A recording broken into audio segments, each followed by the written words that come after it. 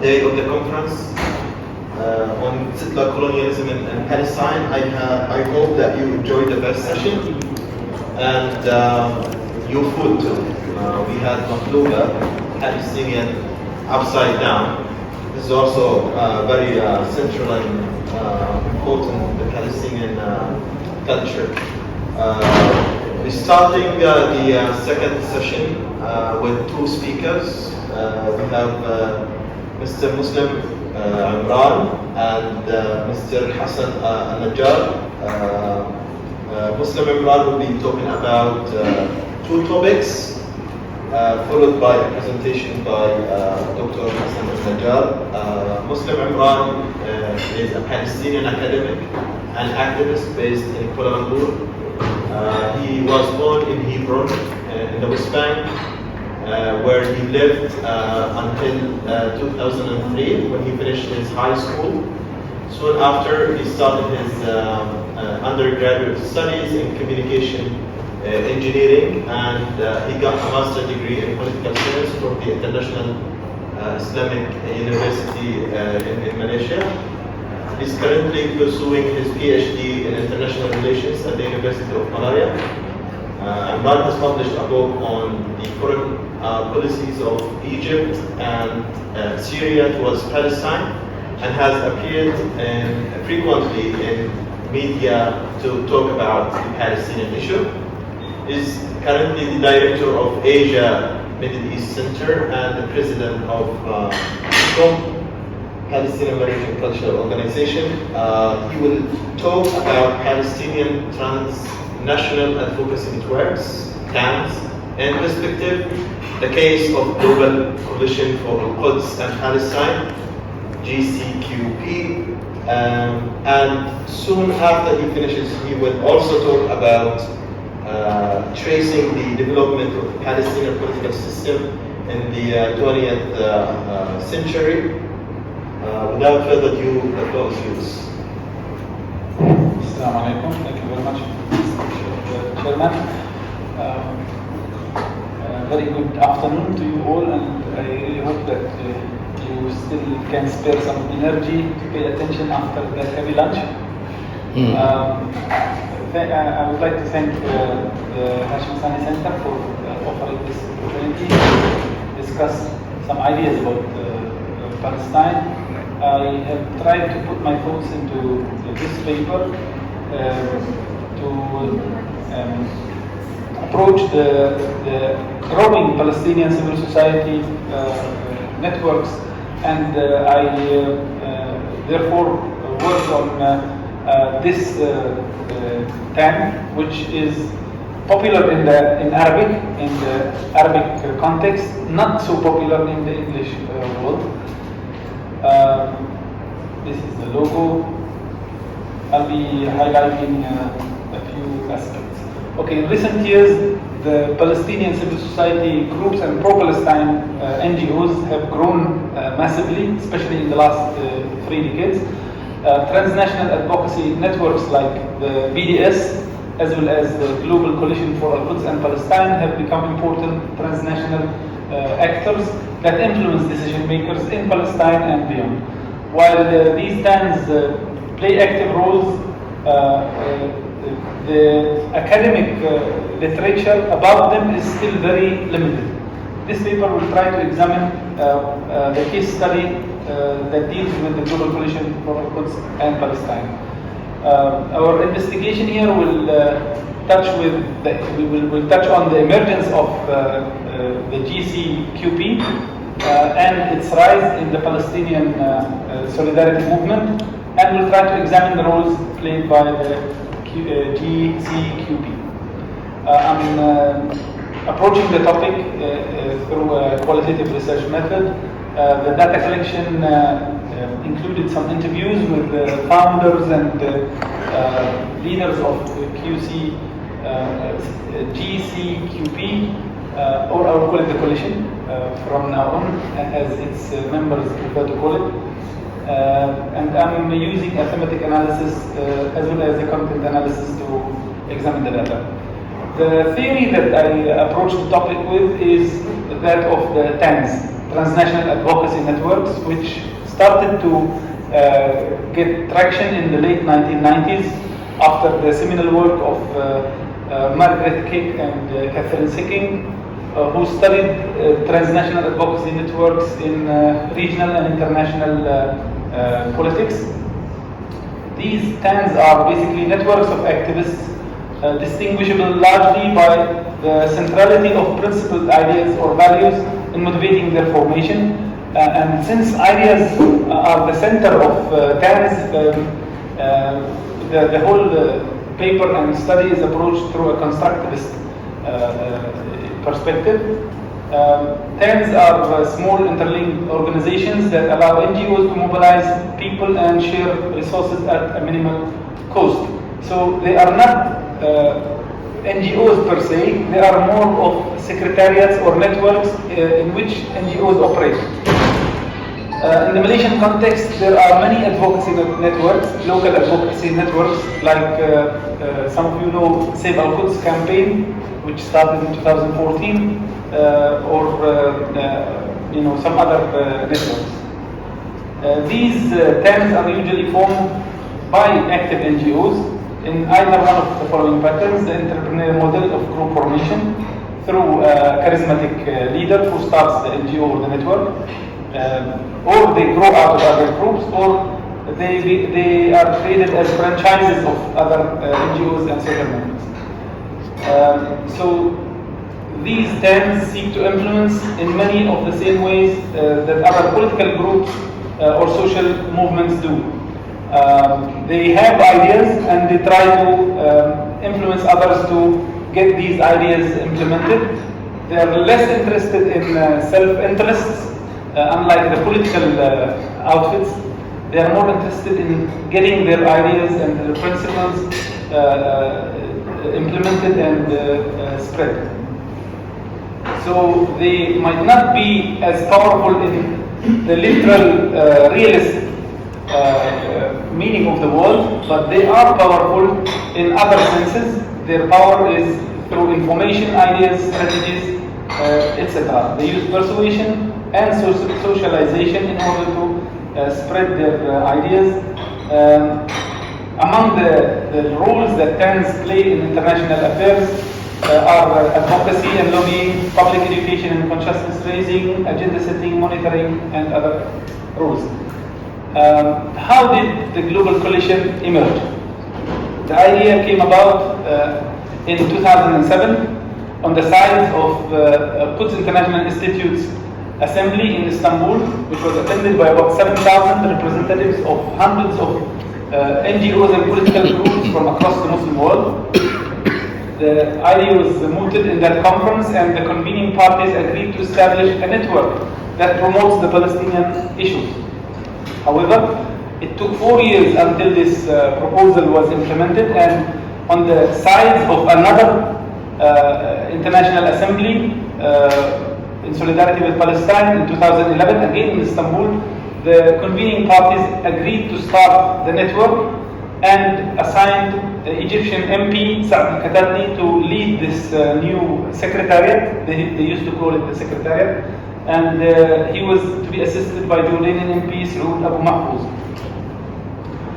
Now, the first task for this new secretariat was to build a team, and in order to spread their activities, they engaged different groups. The initiative was supposed to include both Muslims and Christians from the Middle East, Islamists and nationalists, religious and secular groups and figures. And for a few months it worked this way, in the same way that the Quds International Institute was formed in the early 2000s, when it included in its board members from these different groups. However, the Arab Spring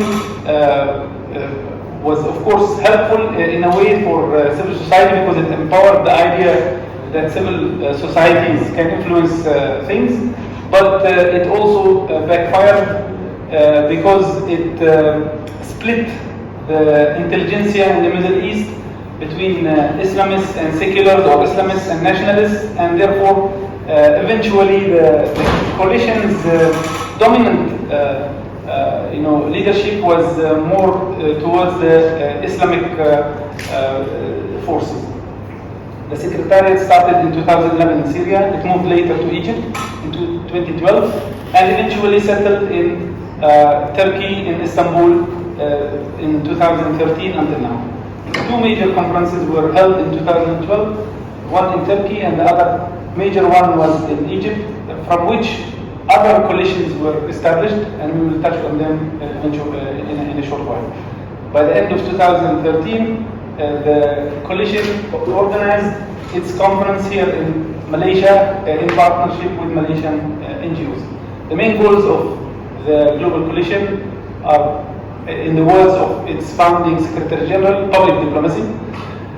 They seek to mobilize international support for Palestine across different sectors in different regions, building partnerships among the active NGOs in the international solidarity movement with Palestine, and establishing new platforms of advocacy for Palestine in different sectors and different countries where little or no advocacy work exists. Now, this list is interesting because each one of these is a secretariat or an NGO or a coalition by itself. So the coalition has successfully managed to form many other coalitions over the years. In their first international conference in 2011 in Istanbul, the coalition managed to launch the Global Coalition of Trade Unions in support of Jerusalem and Palestine. They also mooted the idea of a global scholars or ulama coalition for Al-Quds and Palestine. They mooted the idea of a global youth coalition for Al-Quds and Palestine, global student coalition for Al-Quds and Palestine, global scouts coalition for Al-Quds and Palestine. And a year later, in 2012 in Cairo, they mooted the idea of a women coalition for Al-Quds and Palestine, which grew later to have its own conferences.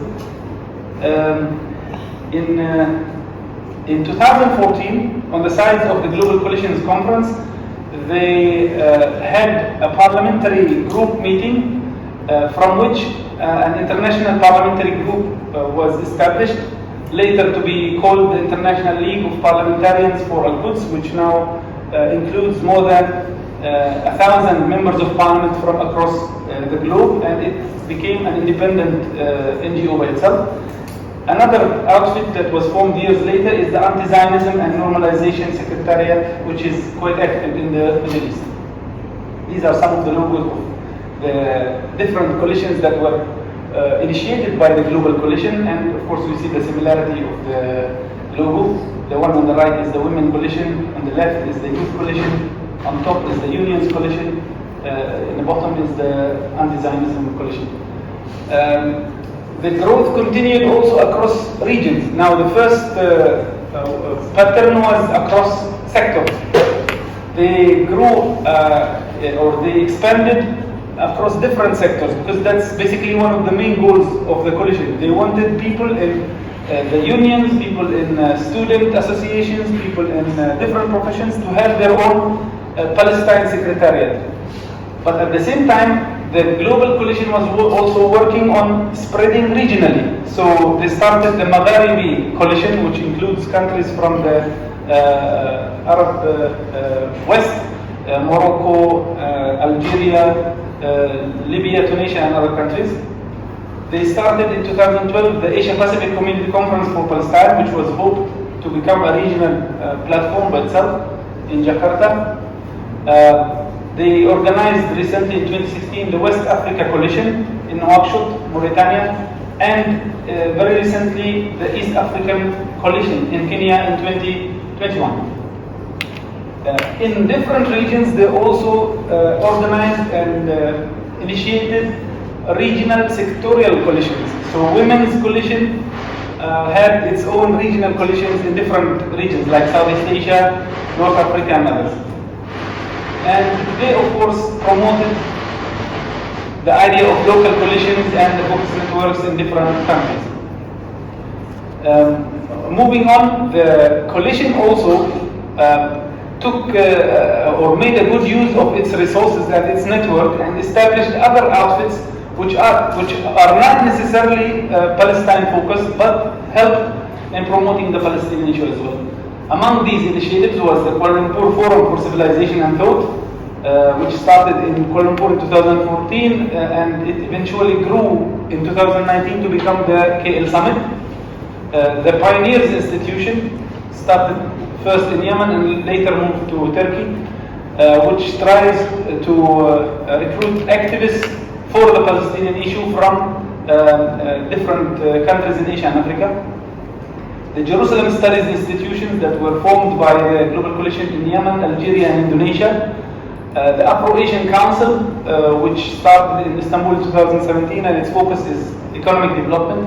The first International Conference for Cooperation and Development in 2019, which focuses on bringing more development to Africa, which was launched in Istanbul, and other networks and advocacy organizations, mainly in the Middle East, like the ones I mentioned. These are some of the logos of the different organizations that were built by the Global Coalition. Now, these are some of the key figures that helped found the organization. The first was the Speaker of the Egyptian Parliament, eventually overthrown by the Egyptian military, Saad Katatni, Abdurrahman Bar, also from Egypt, and Hammam Saeed from Jordan. Three of them are key or prominent Islamist figures from the Middle East. This probably shows that the coalition has some Islamist leanings, although the structure of the coalition and its affiliated coalitions is diverse, where every coalition has a chairman from one group or party, a deputy, three vice chairmen from other groups and countries.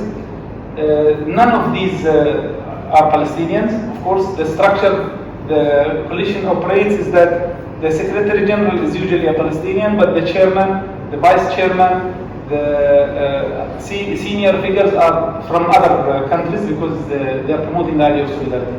A key charismatic figure in this is Mr. Munir Saeed, the one on the left down, who is the founding Secretary General. He later passed on the baton to Mr. Akram Al-Doumi, but returned as Secretary General recently. The main activities of the Global Coalition. One of their main activities is the annual Global Coalition Conference, which is organized annually. This year it will be organized in Istanbul, end of December. It usually includes up to 1,000 activists from across the globe who convene for 2 or 3 days to discuss solidarity and advocacy work. They have biennial sectorial coalitions. For instance, the Women Coalition Conference, the next will be held in Kuala Lumpur in February. We have the program manager here, Mr. Farwina. And the Unions Coalition, for instance, which will be held this year on the side of the Global Coalition in Istanbul, and other sectorial coalitions, they hold their conference once every 2 years.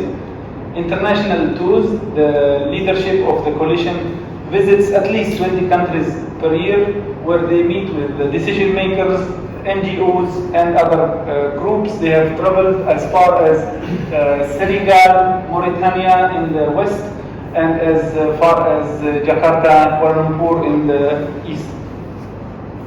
Franchising local NGOs, they have helped form probably dozens of Palestine-focused NGOs across the world, recruiting and educating advocacy activists around the world in countries where they don't have enough resources to establish their own NGOs. They usually approach individual activists and offer them the education necessary to promote Palestine work in countries like Togo, Ghana, Thailand, and others. Awareness campaigns, humanitarian projects, and so on. Okay, some of the roles played by the Global Coalition in international politics include lobbying, mainly OIC governments. They are sometimes seen very close to some governments, such as the Turkish government, sometimes the Malaysian government. But of course, sometimes they seem to be at odds with other governments, although the coalition always tries to avoid any confrontation with any government. They played a role in increasing awareness about the Palestinian issue through the many outfits that they established and promoted. They helped in agenda setting when it comes to the Palestinian issue in some countries by focusing on certain agendas and certain topics, like the issue of the prisoners, for instance. The conference that will be held in Kuala Lumpur in February will focus on the Palestinian prisoners. Previously, one of the conferences focused on the Palestinian labor. Another conference focused on the situation in Jerusalem, and so on. Monitoring of normalization activities, that's one of the main activities that they do, especially through the anti-normalization coordinating body. Mobilizing humanitarian aid, although it's not the main focus of the coalition, but through the big network, they encourage other organizations to focus on certain sectors like reconstruction of Gaza, the spread of education, etc. in Palestine, and building networks for cooperation like the ones I mentioned later, like the KL Summit and the Afro-Asian Council and others.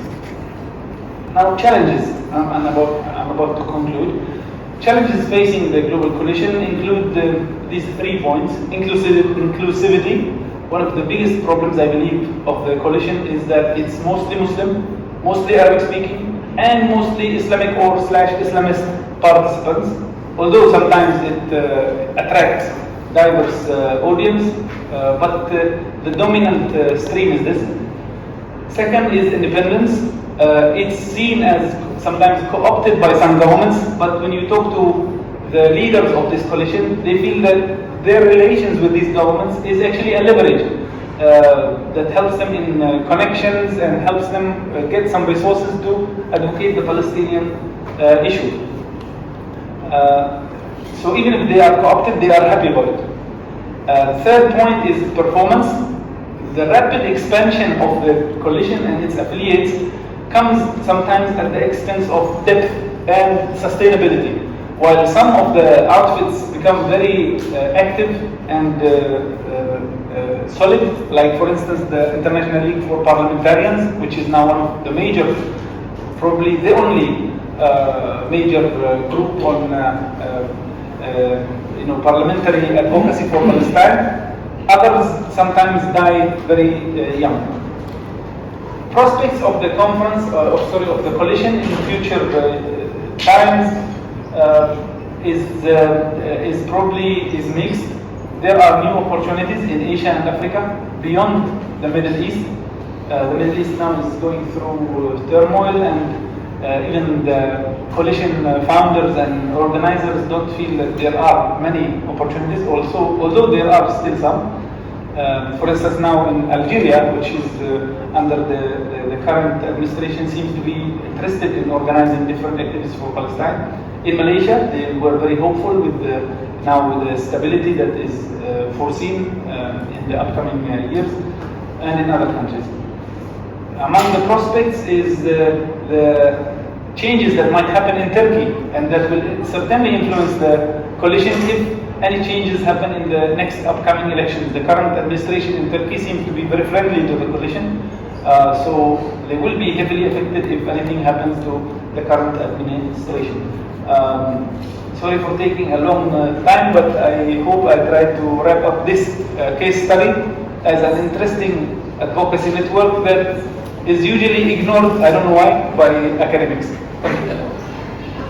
Talk about Palestine, that the change should come from the bottom. It's a bottom-up process. So it's really important to have these grassroots initiatives.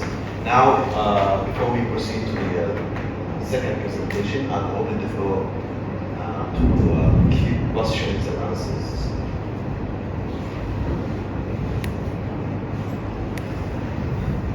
Comments, maybe? Also comments. I have a question. When this coalition work with governments change sometimes.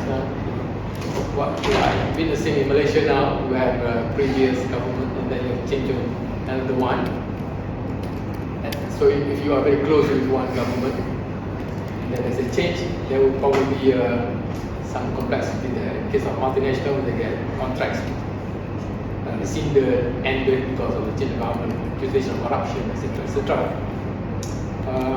In certain countries, in Malaysia, it may not be so difficult, but policy changes are not so obvious. But in countries like Turkey, for example, you have a fall of the Turkish government under Erdogan. You have a secular anti-Islamist government. You may have another policy towards Palestine. So how do this coalition overcome this challenge? So people following online, there was a question by Dr. Nazari about the impact of government change on these grassroots initiatives in some countries. Thank you for this important question. The coalition, of course, tries to maintain a policy of non-interference in domestic politics, but also observes a positive neutrality. So they try to engage different actors in every country. For instance, in Malaysia, they invited to the last conference political leaders as well as public figures from across the political spectrum. So in December 2021, the annual conference was attended by for instance, by Mr. Matsabu, the president of Amman, but was also attended by Mr. Muhammad Khalil Abdul Hadi, one of the senior leaders of PAS. It was also attended by many civil society groups. Very recently, former Minister Zuraida Kamaruddin, who is from yet another political group, also attended the Women Conference and was one of the key figures attending. So they try not to get involved in domestic politics, but they try to make friends also with everybody within the domestic arena. However, this works only in democracies. So Malaysia is a democracy, it works. But it does not always work in other countries. That's why I mentioned there are opportunities outside the Middle East. Within the Middle East, or in many Arab countries, it's one party system, or sometimes it's not even a party system. It's an authoritarian, regime where you have to deal with the government. If you want your activities and your programs to go on, you have to deal with the government, nobody else. If you are seen working with someone else, you will be in trouble. For instance, because the founding chairman was an Egyptian from the Egyptian Muslim Brotherhood, the coalition now has no activities in Egypt, zero activities. Although the current leadership of the coalition is very interested to do something in Egypt, and they have no problem working with the current Egyptian government, but the Egyptian government does not want to engage them. So it's a very difficult trade-off. The main goal is engaging everybody, but there are always limitations and restrictions. Can I just? I believe that Malaysia and Malaysian participants in the coalition are amongst the forerunners of this, this direction. They have invited Muslim and non-Muslim participants to join the coalition, but it remains. It's not. The problem is that it's not a priority for the leadership of the coalition. People who engaged the coalition tried to promote this idea, but I believe the coalition's leadership has no issue with it. They welcome working with the different groups. It's just that they still don't see real opportunities if they engage these groups. So maybe Malaysia can contribute, can help, because it's a diverse society, a very multicultural society. Maybe it can help in involving others. But, and it's an important but, many of the advocates of the Palestinian issue, the solidarity movement, have a problem in engaging others. I want to go back to the question that was raised earlier, I think during Prof. Peter's presentation, about whether Palestinians have issues with the Jewish people. In fact, the Palestinian society, I don't speak on behalf of all the Palestinians, but I do believe that the Palestinian society does not have a problem with the Jewish people. They have a problem only with Zionism, and the idea of what's called anti-Semitism does not actually exist in the Palestinian society. But it exists in many of the supporting societies. Many of the solidarity movements, they still conflate, they still get confused. It's very blurry for them. What's the difference between a Zionist and a Jewish? the Malaysian society is a good example. They love Palestine, they support Palestine, they hate Israel, but some of the people here who support Palestine still don't really differentiate between Zionism and Judaism. And this puts a lot of responsibility on our shoulders to try to clarify and fix this problem. So more inclusivity will help the Palestinian issue in the long run, and will include more people. And I do personally believe that one of the best ways to bring down the Israeli apartheid and occupation is when more pro-Palestine Jewish individuals, figures, and groups come out and speak out. This will, strip Israel of the so-called legitimacy of its occupation. But this is not happening in the pace that I hope for.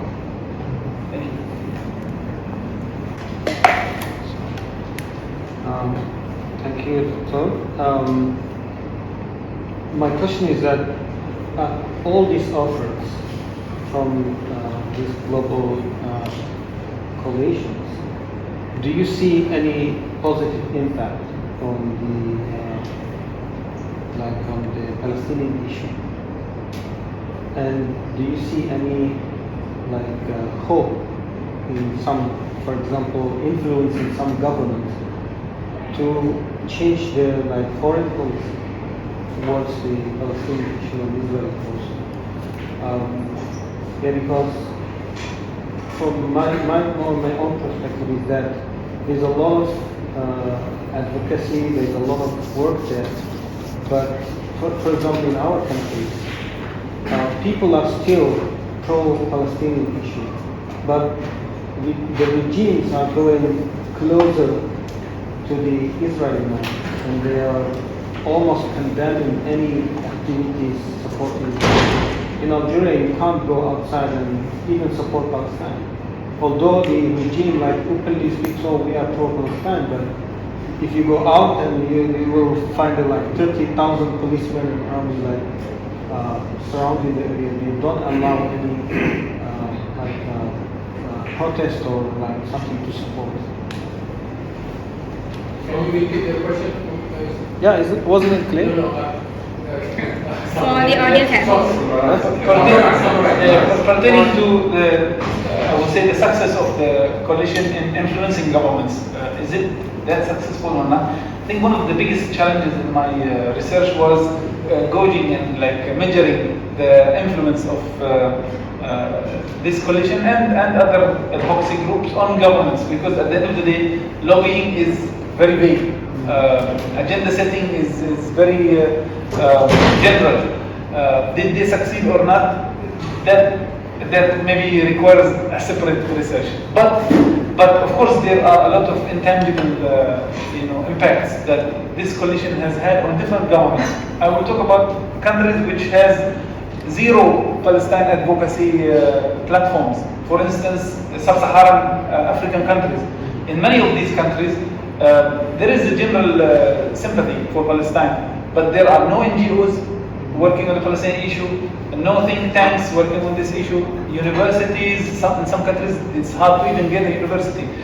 The coalition has created something called the Pioneers Academy, which attracts and invites activists from these countries particularly, and they have over 100 pioneers. They call them pioneers. A pioneer is someone, for instance, from Togo, a country where there are no Palestine-oriented NGOs.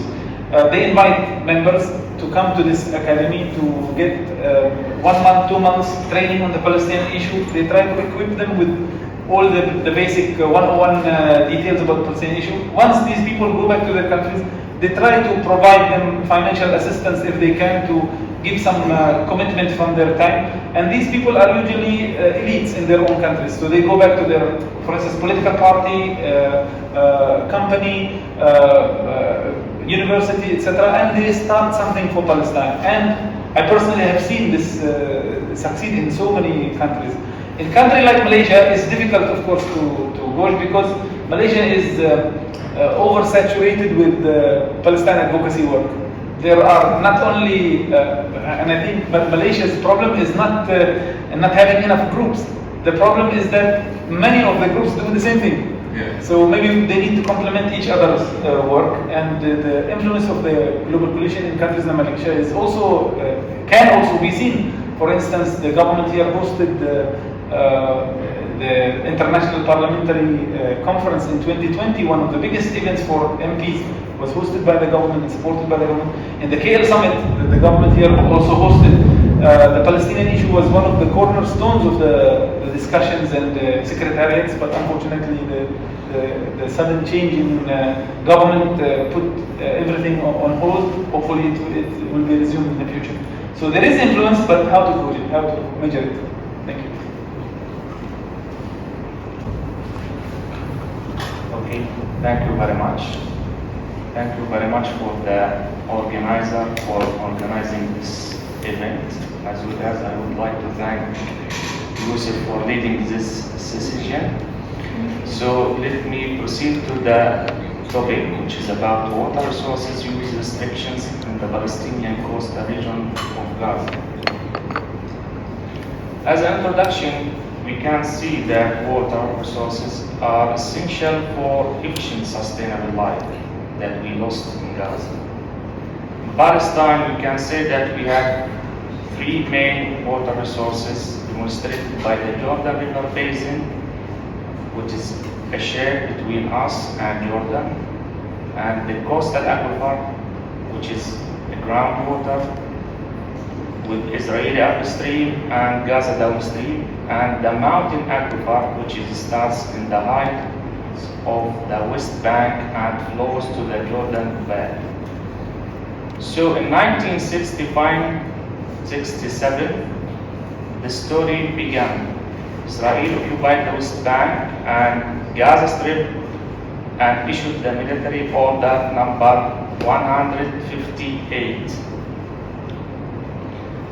Accordingly, we can say that this military rule or military order number 158, according to that, the order says or states that the Palestinians could not construct any new water installation without first obtaining permit from the Israeli army.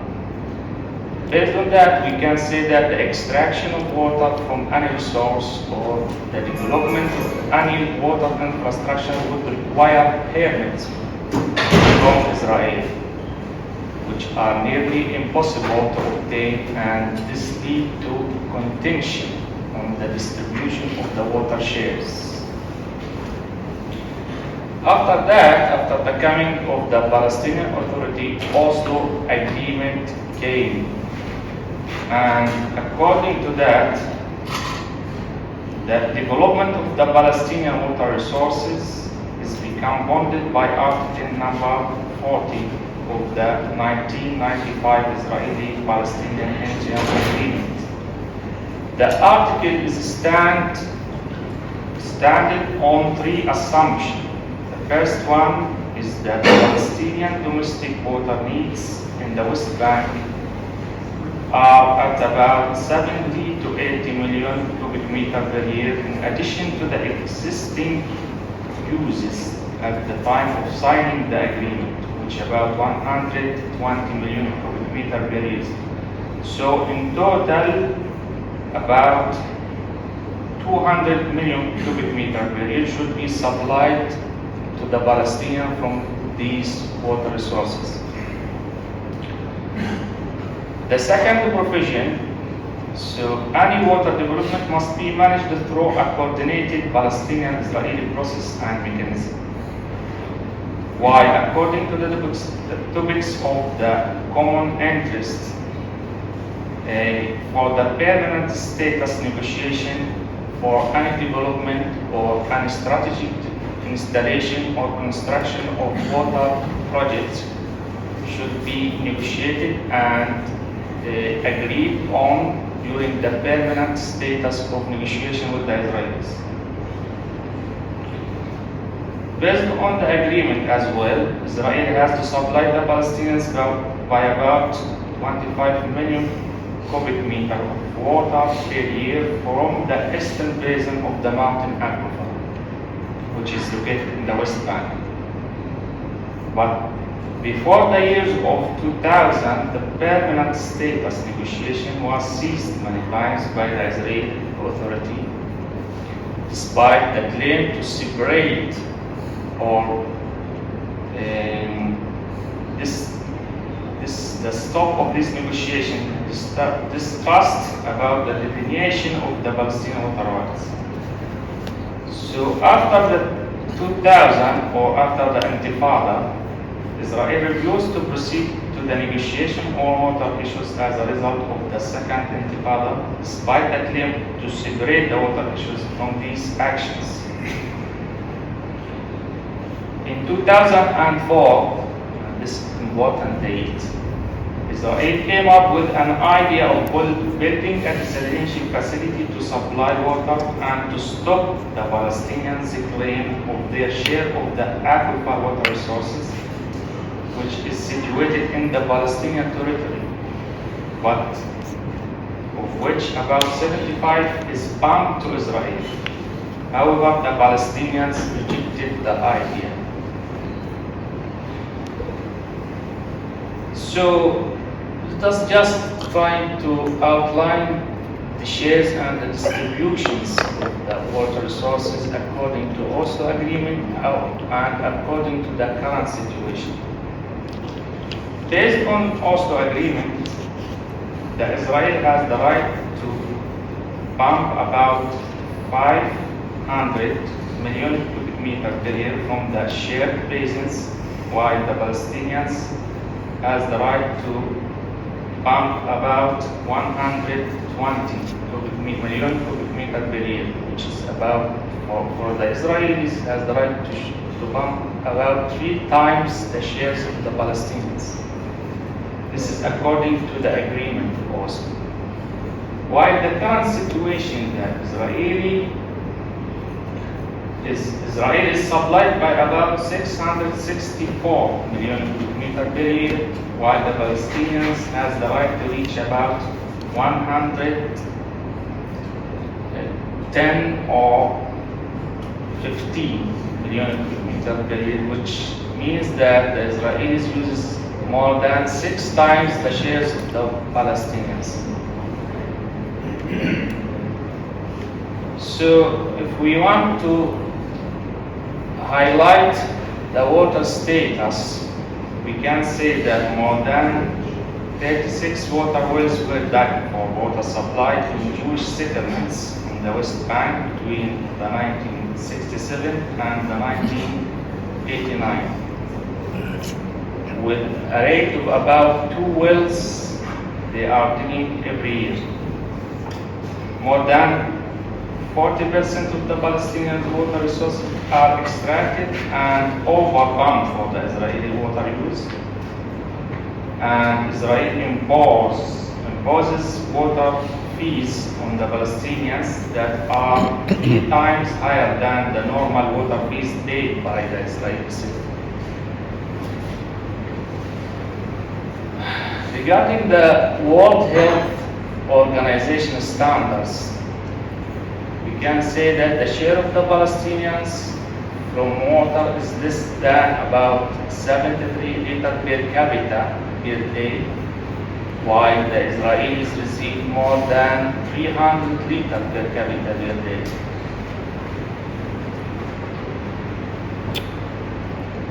For more focus on the Gaza, we can say that the Gaza groundwater is the only available water resources in the Gaza Strip. Israel dig deeper wells into the aquifer that prevent the downstream flow of water to the Gaza and to recover the groundwater. And the deep wells drilled by the Israeli authorities have affected the water quality and the quantity of the Palestinian wells. As shown here in the map, we have these red dots or points. These are many of groundwater wells that are along the border of the Gaza to prevent the flow of water from the upstream to the downstream.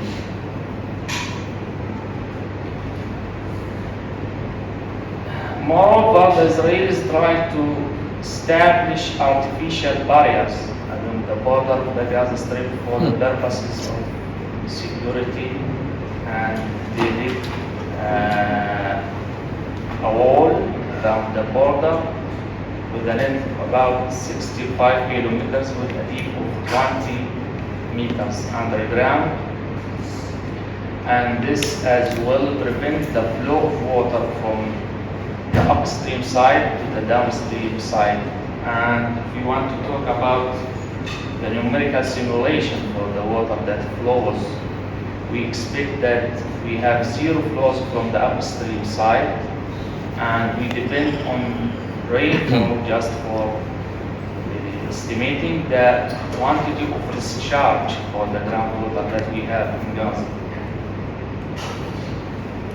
So the intercepting groundwater from reaching the Gaza coastal aquifer by Israel is one of the main obstacles that we face, and this mainly lead to polluting the groundwater aquifer to limits below the standards. Here you have the red colors mean that this water are unusable and it cannot be used for human uses due to the over pollution by nitrite and chloride.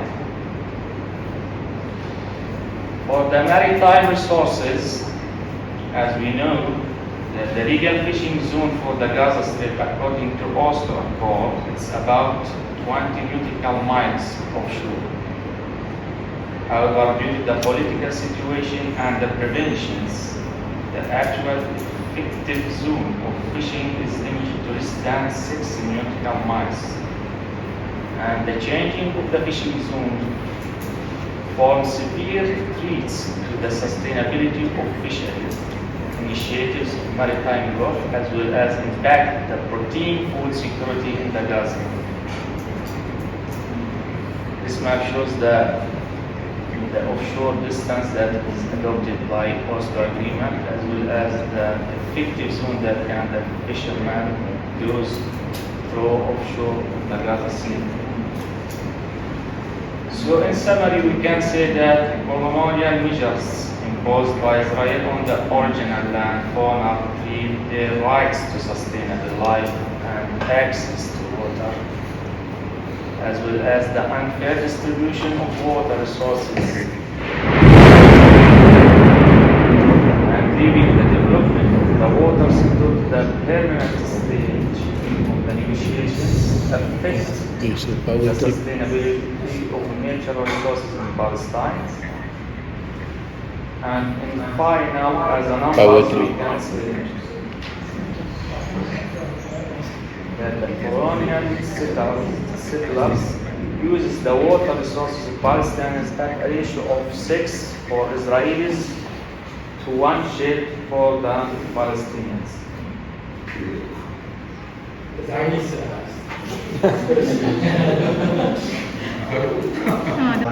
more water than Palestinians do. But also, with the overpopulation of Gaza, a lot of people dig wells, water wells, and this has exhausted the aquifer in Gaza and brought much water pollution. Water in Gaza is very salty because of that. But also building so many, like water wells to prevent the upstream, because water goes from the north to the south, so Israel is building all these water wells to prevent water from getting into Gaza.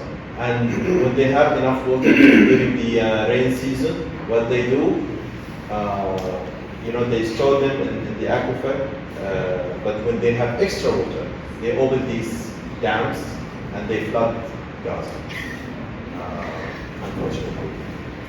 Now we move to Q&A, until Mustafa tries to... Thank you for the presentation, and I think we're talking about the drinkable water.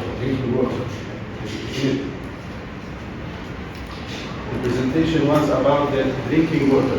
The water wheels for the purpose of drinking. Not for drinking and for agricultural. Agricultural.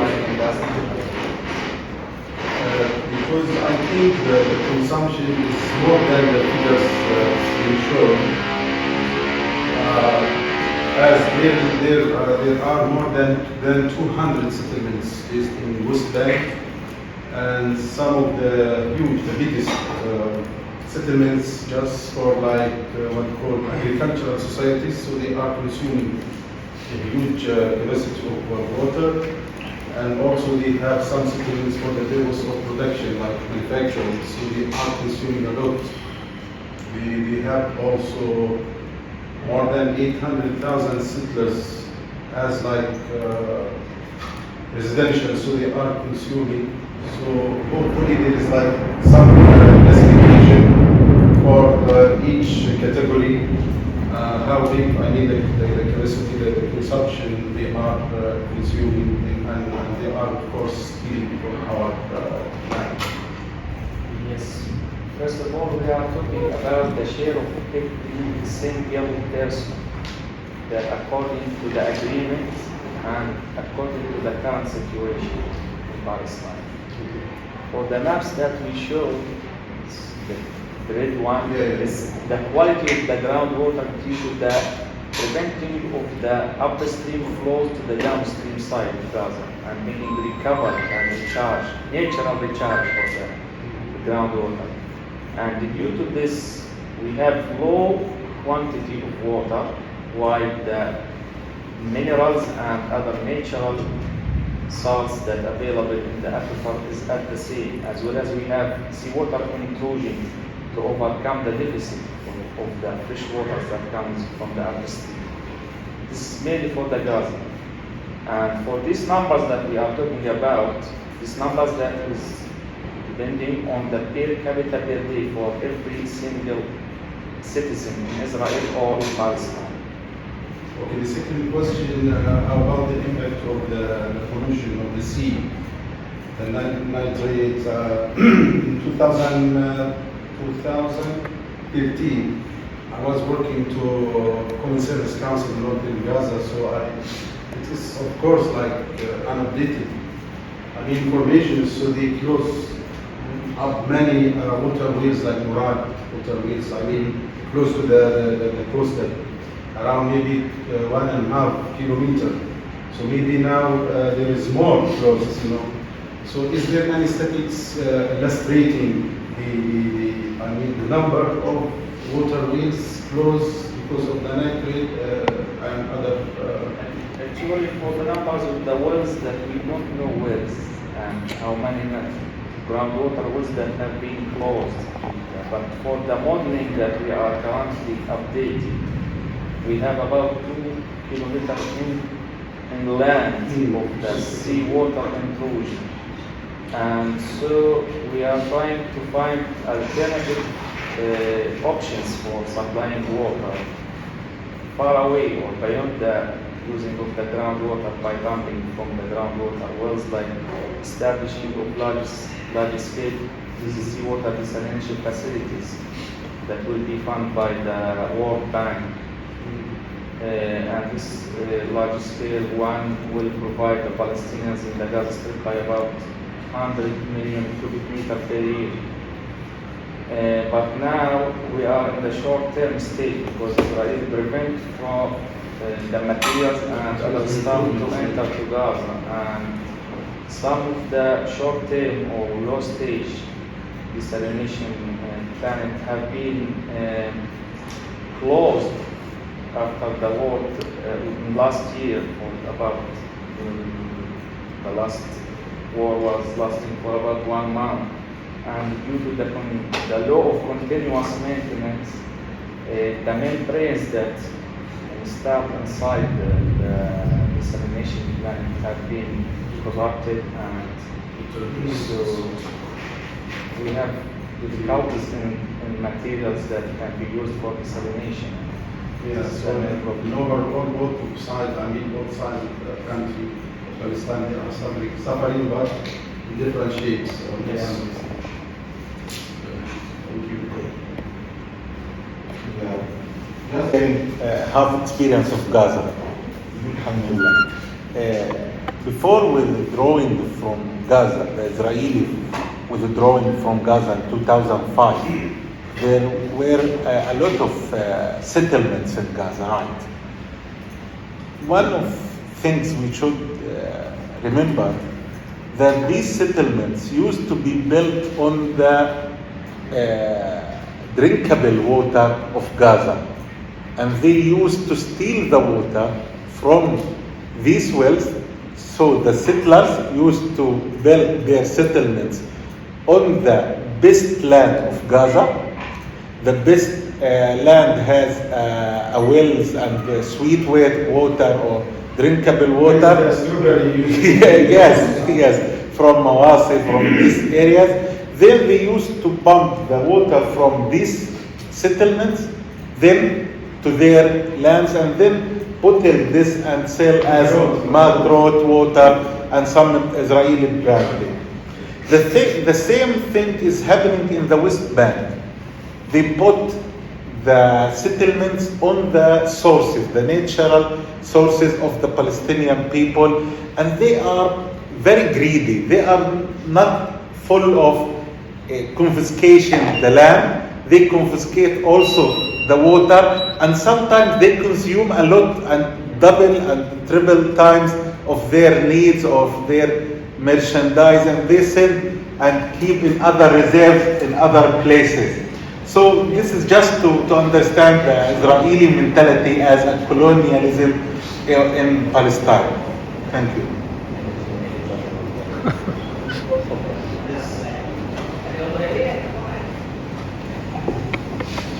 I would like to add, because I am from Gaza and they are speaking about Gaza. Now, the water from the seaside to Ungku Street is very salty, you know. So the Palestinian Authority, about maybe we speak about 3 kilometers from the sea. So all the width of the Gaza is about from 5 to 7 only. So the authority of water in Gaza now closing all wells that in this area, and prevented anyone to digging well in this area because it was salty and also polluted. So now we are only can digging and drilling wells after these places, and also the situation of water salty is coming go down from the sea to the using water in Gaza. Another thing now. Agriculture well, we have about 70 agriculture well need to rehabilitate. Now they are stopping, so we need to rehabilitate them in order to get the water again from the land, and to provide it into agriculture to continue their works. This is what I want to add. Thank you.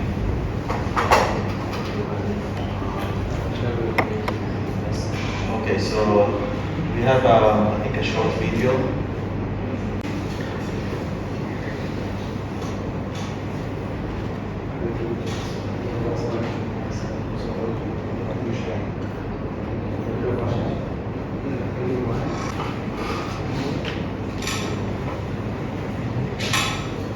Assalamu alaikum. Very afternoon to you again.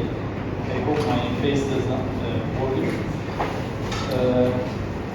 This is a paper that I worked on with Habib, who is in Brazil. It's very late now in Brazil, so I'll be presenting the paper. Via Dolorosa, tracing the development of the Palestinian political system.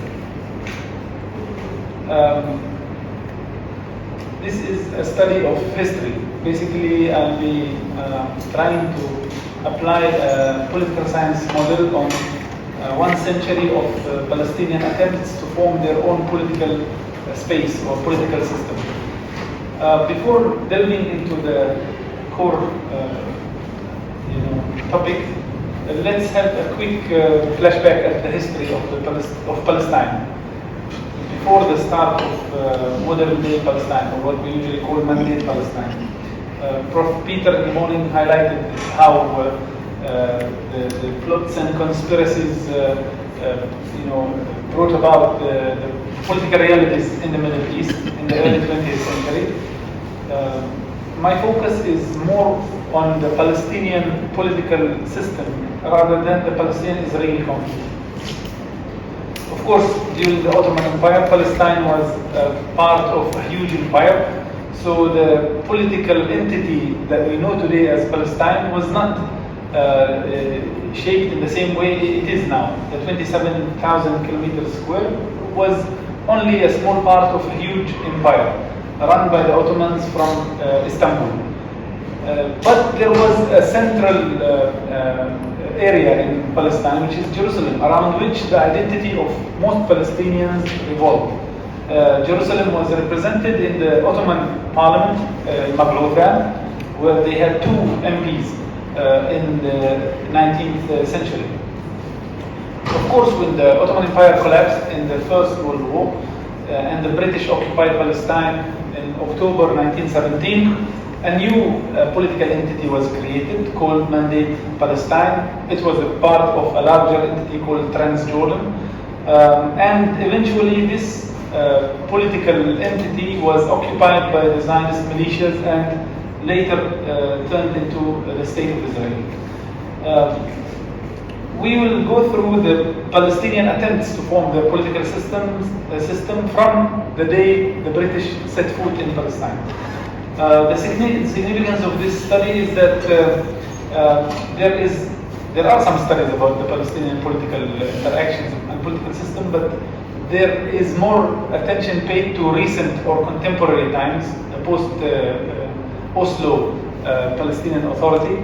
Less attention is paid to the political system in the history, and of course it will probably be disputed by some established political scientists that was this a political system or a political order or not. But I'm giving it a shot. So I hope it will be a contribution to the academic community, and for policymakers it's very important to understand how things came about so that they can form better policies, especially that the reconciliation efforts between Palestinian political factions have taken place for 3 decades and they're still going to take place in the future. I don't know how many decades. So it's good to look back at history. The research objectives are to identify the main actors contributing to the evolution of the Palestinian political system, examining the impacting factors that shape and define this system, and analyzing the stages of development of this political system. I also applied a qualitative research method, but this time around we have been studying secondary resources like archival documents, books, and other literature using a thematic analysis. To approach the topic from a theoretical perspective, we have studied Fukuyama's definition of political order, which he lays out in the following. It's a set of political institutions which define the state, manage the rule of law, and struggle with democratic accountability. Now, of course, Francis Fukuyama is an authority on political sciences and political order. We are inspired by his work on political order, and the only or major critique that we have is that the concept of state is very centric in his definition and his analysis. In our case, the state is still yet to be realized. It has existed virtually, and it's still being built and being undermined at the same time. So the challenge is, of course, in applying this theory or this theoretical model on the Palestinian context. However, we see the potential of this theory, so we are going to make an attempt. The political system, according to our study, is a set of political institutions or political arenas in which political actors interact, compete, and compete to shape the political order. In order to define the Palestinian political system, we have to look at the actors. Different periods had different actors. Among the main categories are government institutions, political parties, resistance movements, religious institutions, NGOs, and other forces. Each period had its own actors. Some actors, of course, have remained influential for long periods. Looking at the factors that shape the Palestinian political order and Palestinian political system, we look at 4 major categories or factors. One, external, which is the geopolitical developments. Usually, what shapes a political order are the problems, challenges, or changes in either the geopolitical system, the political developments, the socio-economic and demographic systems or developments. So we look at crisis, problems, and changes in these 4 different fields. When it comes to geopolitics, you will see from the examples that we cite, it refers to changes in regional or sometimes international order. Political developments are more relevant to domestic Palestinian political struggles, including struggle over leadership. Socio-economic developments refer to changes at the levels of economic well-being of the Palestinians and its impact on the society. Demographic and socio-cultural developments refer to the changes in the Palestinian demographic across age, gender, religion, tribes, culture, etc. These are the categories, these are the phases or the stages of the development of the Palestinian political system that we have observed. One was during the British Mandate period, 1917 until 1947-48. 2 is post-Nakba period, until the formation of the PLO.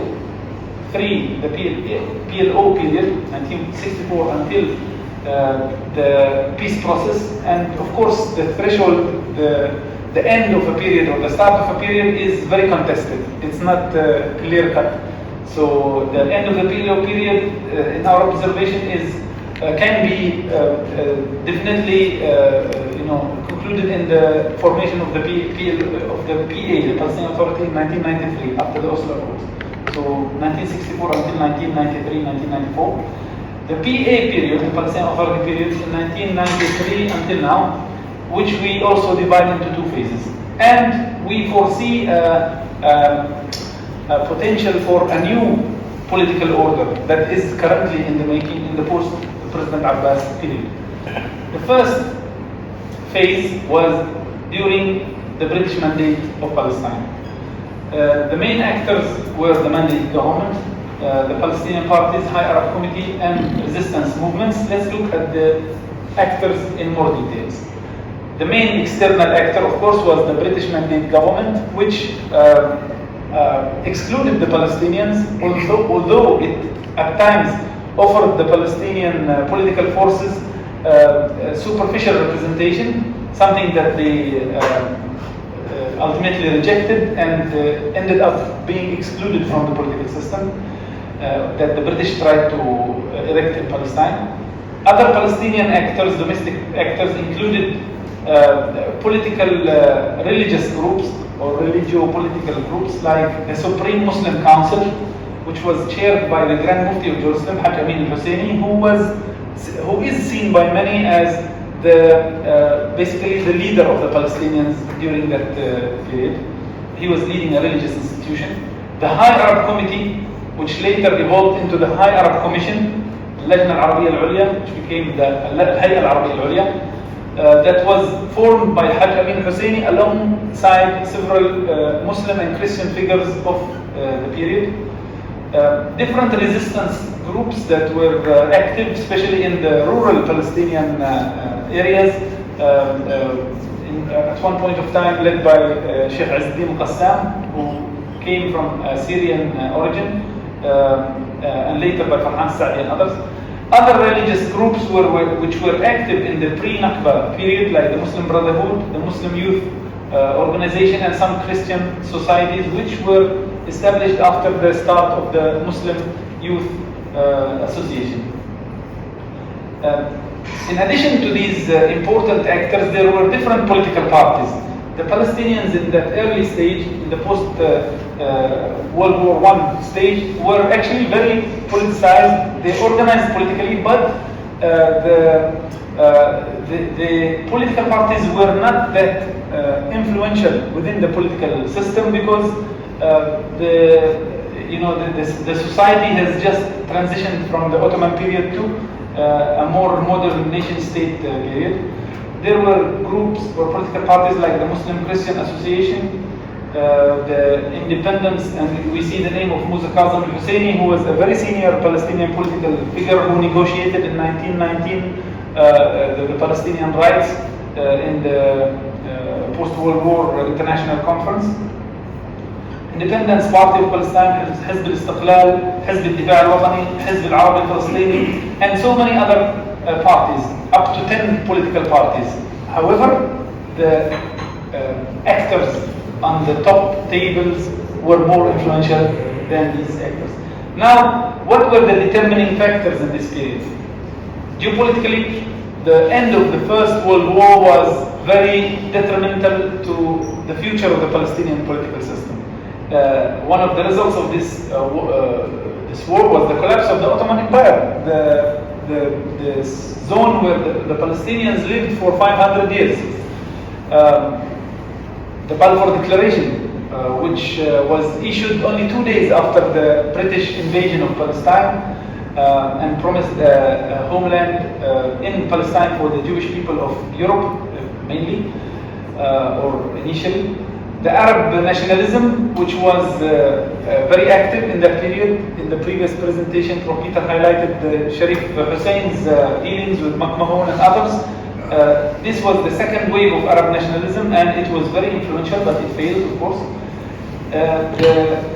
The Second World War, which brought about hundreds of thousands of Jewish immigrants from Europe to Palestine, of course, due to the rise of Nazism and other fascist movements and policies in Europe.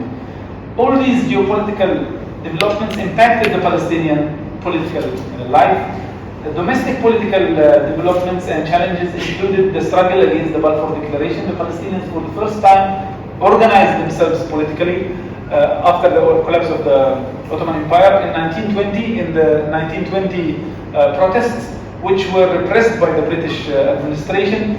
Therefore, they eventually stopped these political protests and tried to organize through political parties and other institutions. But eventually, in 1929, they again resorted to protests, and eventually it turned into violence. So this was one of the political challenges, the Balfour Declaration and the following Jewish immigration to Palestine.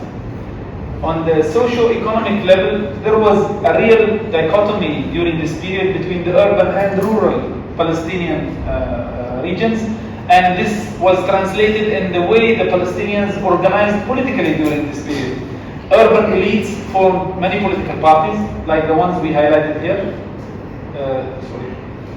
These political parties were mostly urban. Interestingly, we will look at them demographically in a while. These were urban political parties.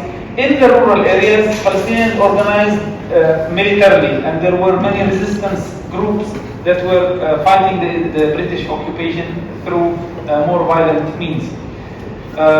Demographically, the tribal competition between Palestinian urban elites was very severe, to the extent that when you look at these political parties, it was sometimes a split or a competition between one family and another. So this family in Jerusalem had its own political party, our family organizes its own political party in the next week. Of course, this undermined political leadership and its legitimacy.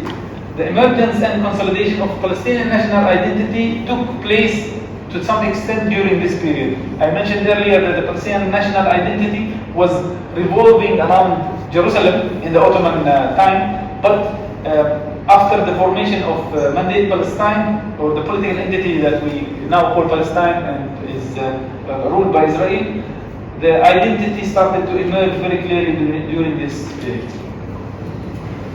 The next phase is the post-Nakba period. Now, the Palestinians, of course, during this period, the first period, failed to establish their own state. And, of course, due to many external pressures, their leadership, their most senior political leader, for instance, was sent to exile. Hashim al-Husseini was forced out of Palestine in this first period. And eventually, they could not establish Palestine. On the contrary, they lost Palestine to the Zionist movement, which established Israel in 1948. In the post-Nakba period, from 1948 until the formation of the PLO, there were many active actors, external and internal. Let's look at them. The Israeli occupation, of course, of Palestine became one of the most important actors in the Palestinian life.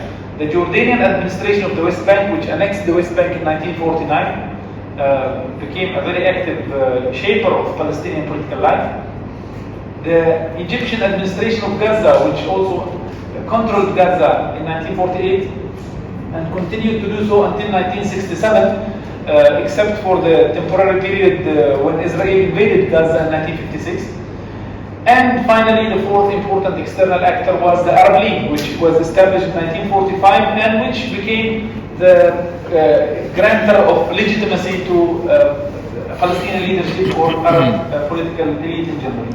Other factors included the domestic all-Palestine government, which was more or less a protectorate to the Arab League, formed by the High Arab Commission that was chaired by Hashim Husseini. He appointed the Prime Minister in the name of Ahmed Hilmi Abdel Baqi to lead the all-Palestine government, which flew the flag of Palestine in Gaza for a while, but due to changes in Egypt, the whole idea of the all-Palestine government, which was recognized by nobody, was abandoned. And of course, resistance groups in Palestine contributed to shaping the system. The most important one was the Army of the Holy War, led by Abdul Qadir al-Husseini, a cousin of Hajj Amin al-Husseini, which were working in coordination with the Arab armies that tried to invade Palestine after the establishment of Israel, but was basically abandoned by the Arab League and ill-armed and lost this war, and he himself was killed in the hostile battle or confrontation. Other actors included the religious groups which were still active in Palestinian political life. Most notably was the Muslim Brotherhood, in addition to other groups. Now, the Muslim Brotherhood eventually became the host or the hub from which many Palestinian political factions were established. Most notably was Fatah in the 1950s and later Hamas in the 1980s. Political movements of this period, some Palestinian political leaders organized and established some pan-Arab or pan-Islamic political groups. In the early 50s, the Arab nationalist movement, Harakat al-Qawmiyin al-Arab, which recruited members from almost all Arab countries and eventually managed to reach power in countries like Yemen and others, was established by George Habash, who eventually in 1967 abandoned his first platform and established the Popular Front for the Liberation of Palestine. Also, Hizb ut-Tahrir was established around this period by the Jerusalemite ulama Taqiyuddin Nabhani, and it was very active within the Palestinian spheres. It eventually became more active in diaspora in Jordan and in the UK than it is in Palestine, although it still continues to have an impact on Palestinian political life. So the post-Nakba period had many actors, but none of them succeeded in forming a Palestinian state because of the different determining factors that we have here. Geopolitically, the state of Israel was established. It became a reality in 1948. It started to gain recognition internationally right after its establishment. The independence of Arab countries was one of the factors, of course, playing in favor of the Palestinian struggle. Some Arab countries gained their independence ceremonially in the 1920s, like Iraq and Egypt, but in practical terms, most Arab countries gained their independence in 1940s, 50s, and 60s. So this was an inspiration to the Palestinian national movement. Arab nationalism, of course, had its third important wave in the time of Gamal Abdel Nasser, who became the rising star of Arab nationalism in that period. These geopolitical factors played either in favor of the shaping of Palestinian political system or undermined the political system. Domestic political changes included the struggle to recognize the all-Palestine government, which ended in failure. The struggle against Israeli occupation, of course, during this period from within and outside Palestine. Among the socio-economic factors that can be seen in this period was the collapse of the Palestinian society. Before 1948, Palestinians have lived in Palestine for centuries. In 1948, almost 500 Palestinian cities and towns were uprooted, were destroyed, and basically the collapse was not only in buildings but in the society itself. Suddenly the Palestinian tribes, families, cities, communities became refugees. So the demographic change was the emergence of the Palestinian refugee communities and the emergence of the Palestinian diaspora, which continues to grow until today. The PLO period from 1964 until 1994. Of course, the PLO continues to exist. For those who wonder why we ended at this point of time, the PLO continues to exist as a national institution, but the dominant actor and the main sphere of interaction, political interaction, is now in the Palestinian Authority, the PA, rather than the PLO. So the PLO was the mother that gave birth to the PA, but the PA grew up and the PLO is about to die. The main actors in this period are the Israeli occupation, external actor, the Arab League as well, which gave legitimacy to the PLO. Other actors were, I would say, the PLO itself and the Palestinian National Council, which was organized before the PLO. But the PLO also changed during this period, which we will touch on. The political movements that were active during this period were also important and influential. Most notably were the Arab nationalist groups like Harakat al-Qawmi al-Arab, Muslim Brotherhood, which during this period established or helped establish the Fatah movement, the National Liberation Movement Fatah, and the Marxist groups.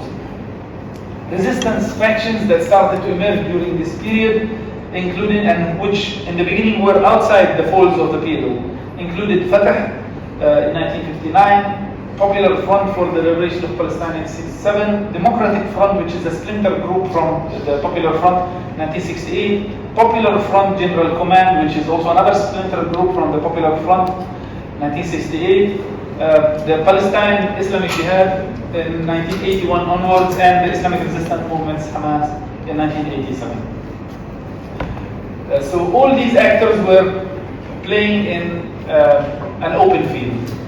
The geopolitical factors were really huge during this period. There was the 1967 Arab-Israeli war, after which, of course, it was the most humiliating defeat for the Arab people in modern history. So the leadership of the PLO resigned, and eventually the Palestinian political resistance factions joined the PLO, and eventually the late Yasser Arafat became the chairman of the PLO. In the 1970s, the United Nations recognized the PLO after, of course, it gained Arab recognition a bit earlier. One of the important geopolitical changes was the Karama encounter, or Arab Palestinians call it the Karama battle, in 1968 between the Palestinian resistance factions and the Israeli military, which basically granted the Palestinian resistance factions popular legitimacy to lead the Palestinian struggle. Black September, which happened in 1970 in Jordan, or what some term as the Jordanian Civil War, which resulted in the exile of the Palestinian resistance movements from Jordan up until today, and the 1973 war, which the Arab nations of Egypt and Syria waged against Israel, and in which the PLO factions participated. The Camp David Accords, which resulted in Egypt being eliminated as one of the important actors in the Palestinian-Israeli conflict. The Lebanese Civil War, in which the Palestinian resistance factions were deeply involved, and eventually the exile of the Palestinian resistance factions and the PLO leadership from Beirut after the long siege of Beirut in 1982. Many geopolitical actors that played a role in shaping and undermining the Palestinian political system in this period. The political, of course, developments included recognition of the PLO, which we mentioned earlier, so it can play in and it can be seen in both categories. The emergence of the Palestinian resistance movements. Many movements emerged in this period. I mentioned that some of them were splinter groups from each other, but up till today they remain to be active. The 1965 Palestinian Revolution and the first Intifada, which probably brought about the end to this period from 1987 and the start of the peace process. Socio-economic factors during this period were several, but one very important factor or change that happened in this period was the militarization of the Palestinian diaspora. So the Palestinians became refugees. The society collapsed in the first phase. In the second phase, they became refugees, and eventually the Palestinian factions managed to turn these refugees into resistance fighters. The Fidaiyin, the word was coined even in other international languages, and the refugees became freedom fighters. Palestinian elites in the Gulf were very influential in this period, and interestingly, many of the Palestinian resistance factions and political factions were founded by Palestinian residents or refugees in the Gulf. For instance, many of the founders of Fatah and many of the founders of Hamas were expatriates or refugees living in Kuwait.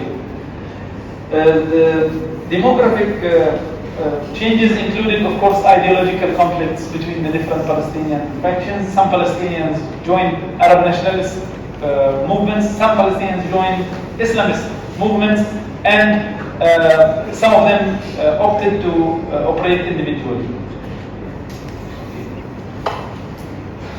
Now moving on to more recent times, which receives more academic attention. The PA was established in 1993-1994 after the Oslo Accords in 1993, September 1993, and it continues to be the main institution, the main sphere where the Palestinian political life takes place until today.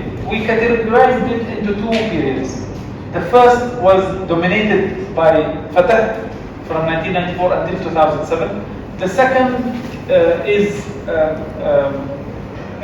was split between Fatah and Hamas and continues to be so until today. The main actors in the first period, or in both periods, let's look at the main actors in both periods. The Israeli occupation, of course, under which both Gaza and the West Bank and the 1948 territories are still being controlled, under their control. The PLO factions, Fatah most prominently, of course, continues to lead the PLO. Its late chairman Yasser Arafat was the president of Palestine also and the president of PLO. The same applies to President Mahmoud Abbas, who was the chairman of Fatah, chairman of the PA, and chairman of the PLO. And to understand the extent of Fatah's influence in the PLO, or its control over the PLO, we look, for instance, at the number of Palestinian ambassadors around the world. There are about 100 or so. 99.9% of them are from Fatah. Even the Democratic Front, FIDA, the Hizb al-Sha'b and other factions within the PLO have very nominal, very limited representation in the structure of the PLO and the Palestinian Authority. The other actors are outside the folds of the PLO. These include Hamas, which saw change of leadership several times, Islamic Jihad, which also saw change of leadership during this period, and the Popular Front of the Liberation of Palestine. Now, PFLP is probably the third most popular and dominant Palestinian faction.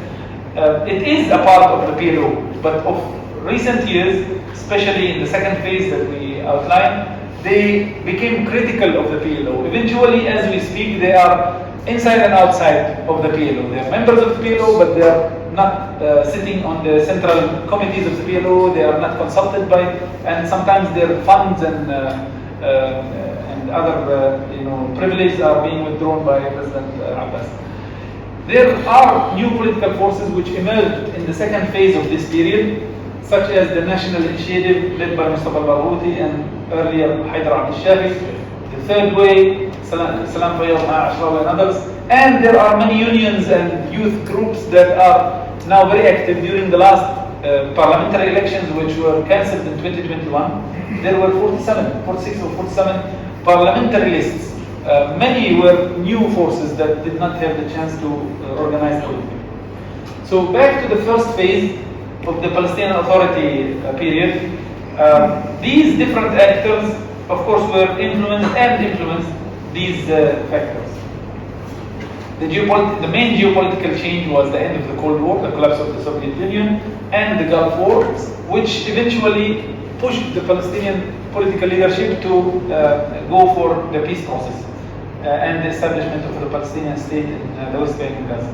Political developments included mainly the peace process, the second intifada in 2000, and the 2005 municipal elections and 2006 parliamentary elections. The presidential elections, which took place in 2005, I think were only a continuation of status quo.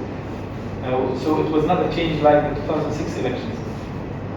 Socio-economic, of course, changes that happened in the early phase was the transformation of the Palestinian revolution forces into government officers. So these fighters who fought in Lebanon, in Jordan for decades became police officers and government civil servants.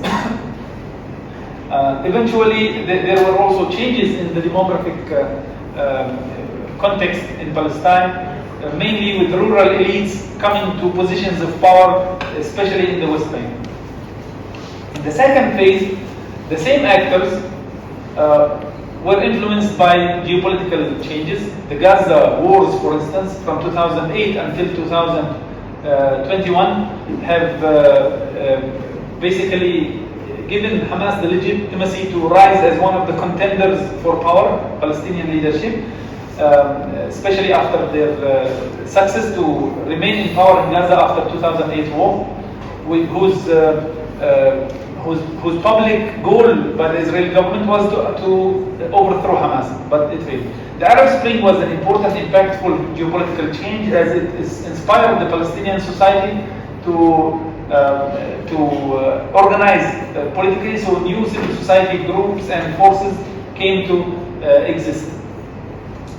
The political developments domestically included the 2006 general elections, which we mentioned earlier. It was the threshold after which the 2007 split happened between Gaza and the West Bank. So Gaza is run by Hamas, the West Bank is run by Fatah under the Israeli military occupation. Reconciliation efforts which took place since 2012, 2011 Cairo Agreement and 2012 Doha Agreement, and probably earlier in Sana'a 2008 to 2007, continues to influence the political system. The socio-economic changes, the most notable was that the change that happened in the West Bank under the leadership of Salam Fayyad, who tried to apply a capitalist model of development, what some call the economic peace. A different transformation, socio-economic transformation happened in Gaza during the same period due to the Israeli siege on Gaza, where the society was pushed a tough economic life. The demographic changes that happened in this period include an aging Palestinian leadership with new changes in the society through social media and other means, and new popular forces. Okay, finally, sorry if there are no pictures and maps and things, it makes things interesting, but to sum it up, the current period that we live in is interesting for the Palestinian political system, because I argue that it is a threshold. The post-President Abbas period is going to be different from the previous period. There are many scenarios, of course. We're talking about a few strong actors, the Israeli occupation, of course, the Palestinian factions, Hamas and Fatah mainly, as well as different local and regional actors like the municipal councils in the West Bank, technocrats and tribal leaders in the post-Abbas period. There is a real contest over power that is happening right now as we speak. especially in the West Bank and Ramallah, the seat of power for the Palestinian Authority, where assassination attempts take place, protests, chaos, insecurity, and in parallel resistance activities against the Israeli occupation, especially in Jenin and Nablus. Regional conflicts in the Middle East, declining US hegemony, Israel being recognized as an apartheid by the liberal left, especially in the US. All these, I believe, are going to have an impact on the future of the Palestinian political system. Many of these geopolitical factors undermine the two-state solution and make it an impossible possibility. The domestic political changes that are taking shape now, like the competition over power in the West Bank, the security scenarios that might happen with different Palestinian political leaders within Fatah trying to usurp power after President Abbas, will certainly shape the future political system, and whether Hamas, the PF and other factions recognize this succession or not is important to see. Socio-economic changes include the economic impacts of the pandemic and the global economic and energy crisis on the Palestinian society, which is to be seen. Of course, the Palestinian labor in Israel is one of the socio-economic factors that has to be taken into account. Slides has been demographic factors also, especially amongst the youth movements that have emerged in recent years, should also be taken into account to think about the future political order and political system that the Palestinians will establish. Thank you so much. Thank you very much. Starting from the Ottoman time up until today, so different factors, political groups and political leaders who had also an impact on regional politics and were also impacted by regional politics. Now I think we will have a 5-minute Q&A session. If you have like any comments or questions, then we will conclude the day. Yes, Peter. Thank you, Mr. Imran. It was extremely interesting and informative. It's a very complicated story for a person who's an outsider, but it's very instructive. No. I'm very pleased to have heard it, and I'd like to study it a bit more closely. But I have a question. You were talking about the dynamics, mainly inside the Palestinian activism and networks and politics. I don't think you mentioned much about the problem of the PA and its security coordination with Israel. And it seems to me all of the hopeful signs that you discuss about the dynamics inside the Palestinian groups and so on, which is very interesting for me, it seems to be overshadowed by the difficulty in that. Can you say something about that? I do agree with you. I have not elaborated when I mentioned Israeli occupation. You see it as a permanent actor in all of the phases and periods. But of course, the main element is its military occupation of the West Bank and siege on Gaza, and the political apparatus that it uses in the form of the security coordination. In fact, interestingly and paradoxically, we have a minister, many people will be shocked, we have a minister in the Palestinian Authority in charge of security coordination with Israel. And this minister now, Hussein Sheikh, is being prepared to succeed President Abbas. So this is a very detrimental and important factor that has to be examined in details. One of the problems in the Palestinian political system order throughout the years was that it was shaped by external powers more than it was shaped by domestic powers. The Palestinian issue as a whole was not created by the Palestinians themselves. The end of the First World War resulted in a sort of balance of power in which the European imperialist powers, which won the war, decided to establish a homeland for the Jewish people in Palestine. They created the State of Israel.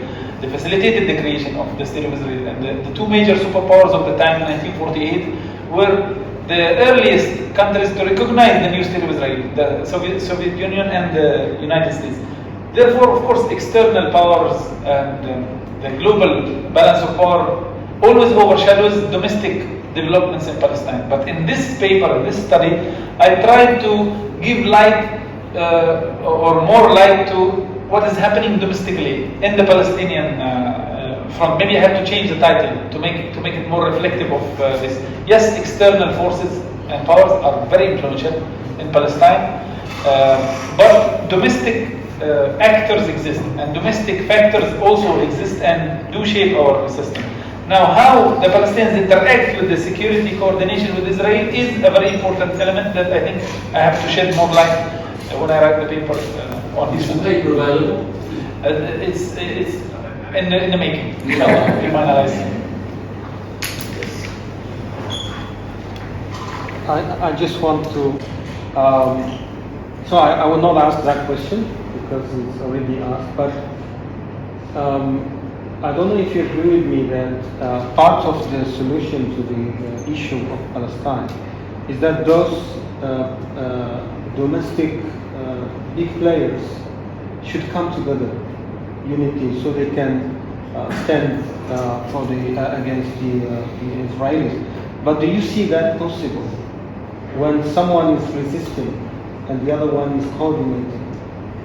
Because I see, like last time now, Algerian president brought all these people together and ceremony, like they say, oh, they are all together now and they will work all together. Is that really possible? It's a difficult question. Of course, I do differentiate as an observer between the Palestinian Authority and Fatah as a national liberation movement. Although they are very intertwined, and the current administration, the current leadership of the PA is Fatah. If we want to look at the situation, considering that Fatah is the national liberation movement, yes, I totally agree. Hamas, Fatah, and other factions should sit down together in one room and sort things out. And do like maybe the FLN in Algeria or the Myanmar, National Liberation Coalition or any other coalition that seeks liberation. But the problem is that the Palestinian Authority has reduced the national struggle of Fatah from that of a national liberation movement to clean, what some academics call clean colonialism. Now the Palestinian Authority is doing the dirty job of Israel. People outside think there is a peace process, think there is a state building in Palestine. When in reality, the Palestinian security forces in the West Bank, which are well funded by the United States, interestingly, and receive their funds from Israel itself, are a problem. So yes, many of them are from Fatah, but Fatah is one thing and the Palestinian Authority and the security forces is another. Unless we draw this distinction, there is no hope. But because I believe there is a distinction, and under the leadership of President Abbas, the Palestinian, the struggle of Fatah for independence and freedom has been transformed into a struggle against Hamas and a struggle for dominance. President Abbas, as I've just mentioned, has alienated not only Hamas. Hamas has always been outside the PLO. He has alienated the Popular Front, which is a partner or a brother in arms with Fatah since 1968. He has alienated them. He has alienated many other smaller factions, and he alienated Fatah leaders within Fatah. You know that there are many senior Fatah leaders now in exile, which were forced out of Ramallah. Very recently, a few weeks ago, one very senior Fatah leader, earlier Mohammed Dahlan. We might disagree with their politics, but what President Abbas has done to the PLO, the PA, and to Fatah is a disaster. And I don't think there will be a national reconciliation or a resolution of the Palestinian-Israeli conflict in his lifetime. I respect that he has started the national struggle as early as the 1950s, he himself personally, but I do believe that he has become a problem himself at an age of 86, 87, trying to control everything by himself. Things don't work this way. So if we draw this distinction, I think post-Abbas, things might get better.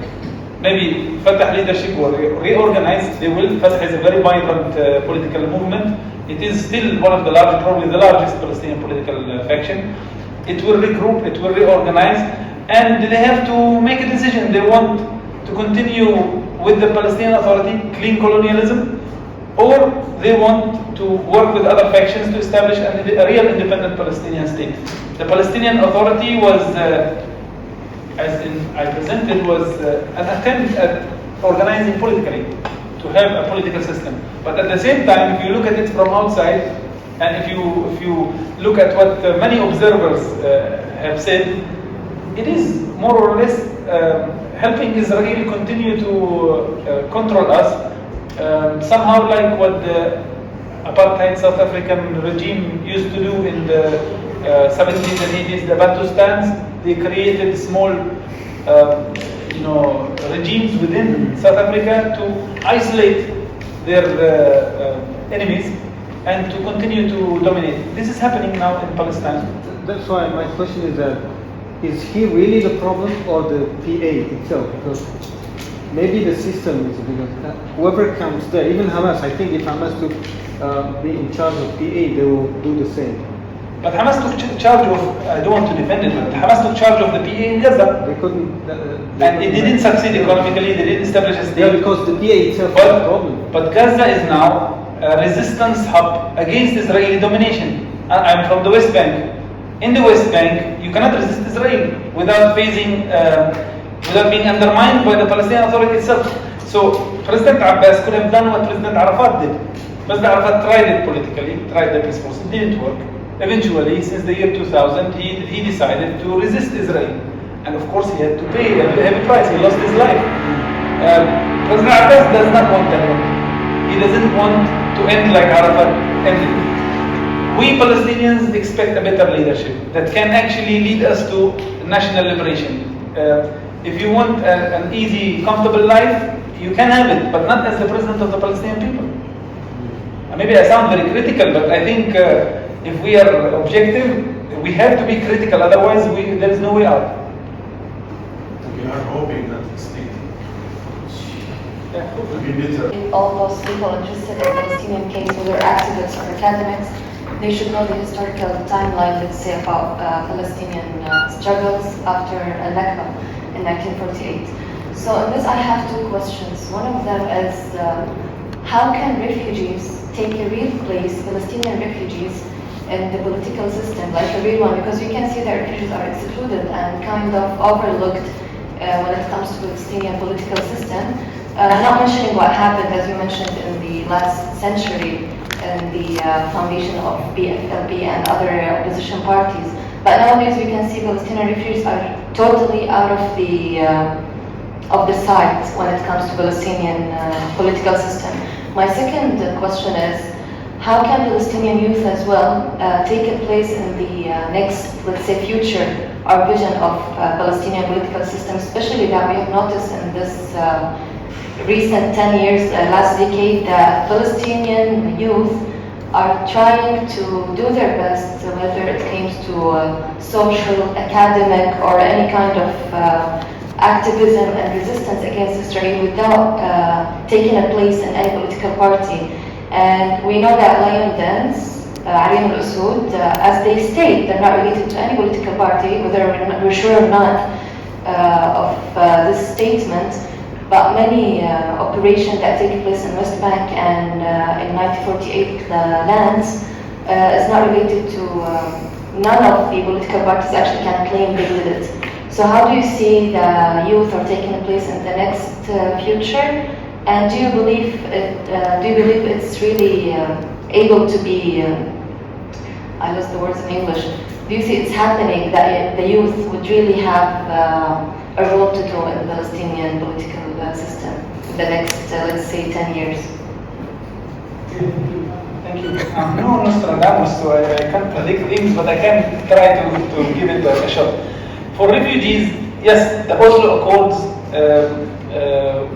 was a big blow to the Palestinian refugees and to the Palestinians in Israel as well. So in my presentation, for instance, I have almost completely ignored the political developments of the Palestinians in Israel because this is what the Oslo Accords have created. We now focus or think only of the West Bank and Gaza as the Palestinian sphere. If an election happens, it happens only in the West Bank and Gaza. So when the Palestinian leadership decided to establish a state in the West Bank and Gaza, they probably did not think it over.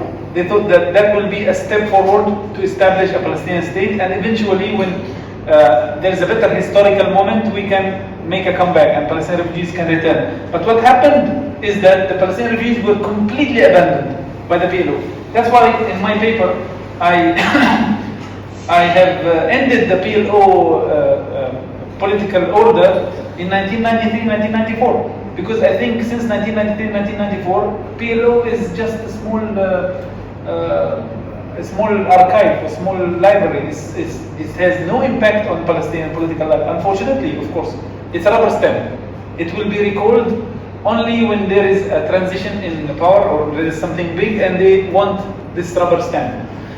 The Palestinian refugees paid the heaviest price after the Oslo Accord, because they were the hub, the host of the Palestinian national movement. Eventually, when the Palestinian national movement moved to Ramallah, to Gaza, Jericho, and so on, they were completely abandoned, and they continue to be alienated by the current leadership.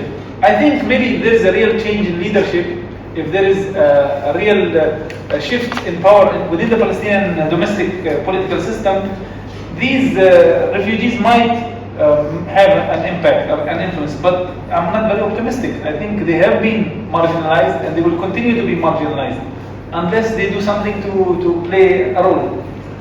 As for youth,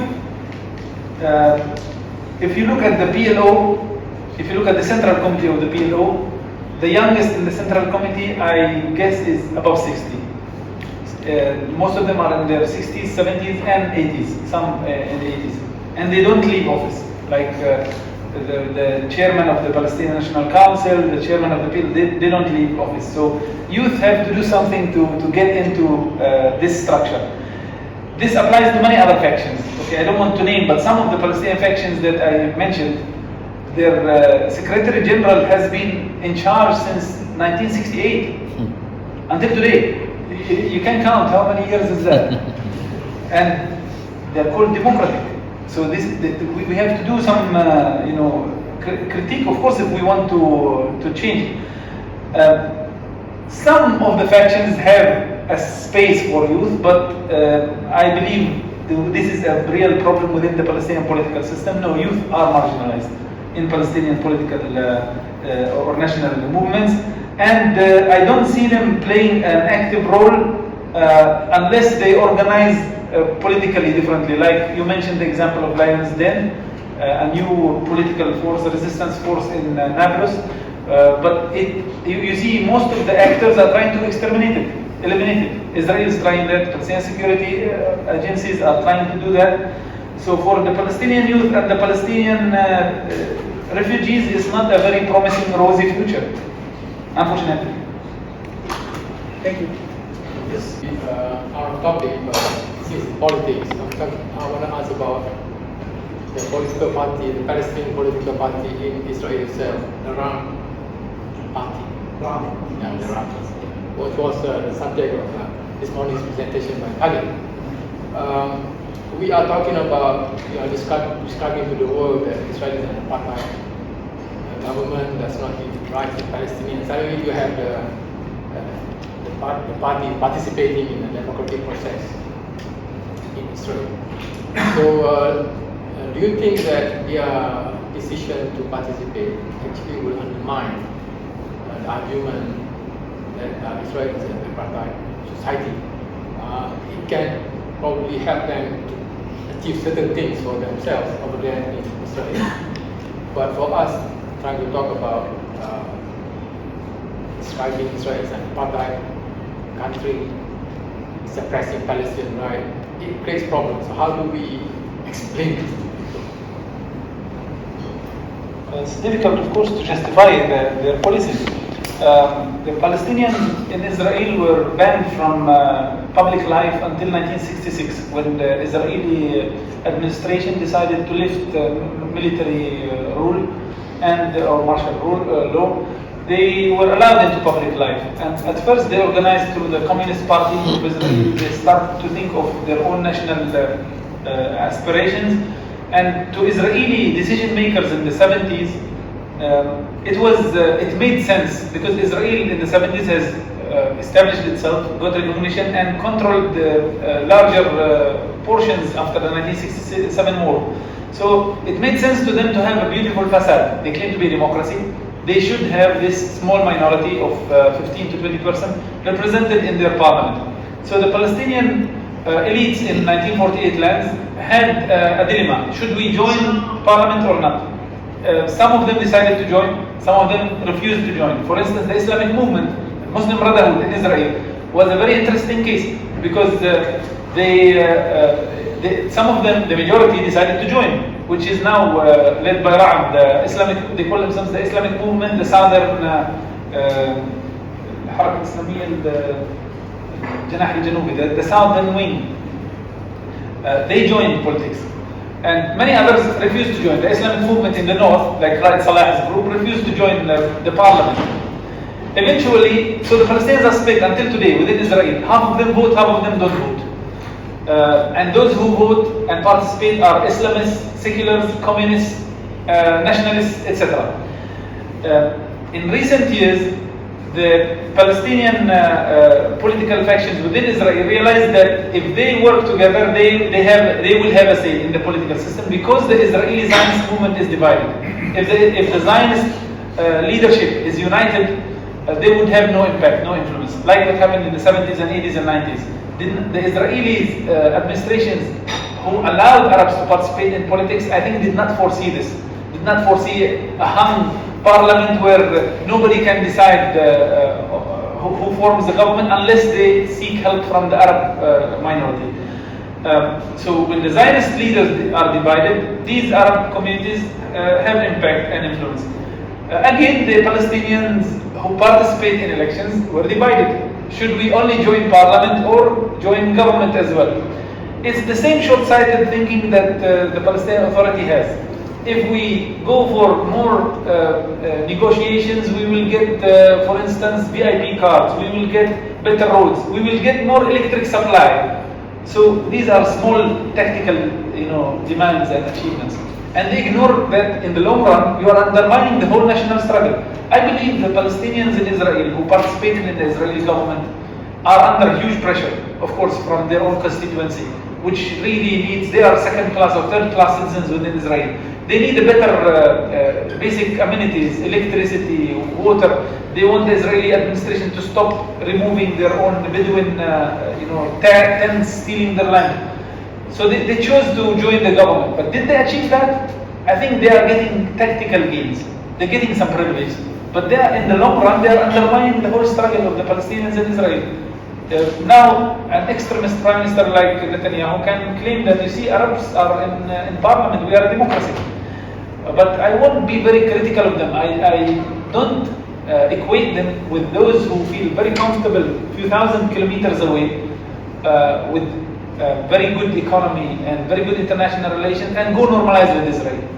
So there is a distinction. Of course, people sometimes try to brush, to paint them with the same brush, that these Ra'am or Mansour Abbas are very similar to those in the Gulf who normalize with Israel. No, they are not similar. These people have few choices. Unfortunately, they choose the wrong choice. But those outside who are independent, doing well economically, have good international relations, and seek to normalize with Israel and help empower Israel, that's a different matter. So I'm out of the topic, but yeah, those in Israel who decide to join politics are confusing not only outsiders, they are confusing us. Why are they doing so? I understand they need better electricity and water, but the same in the West Bank. President Abbas wants better, some more privileges for the Palestinians, but we're not going to get independence this way. Getting freedom and independence is painful. It's going to be painful. It's not going to happen the easy way. If anyone thinks it's going to happen the easy way, I believe they are mistaken.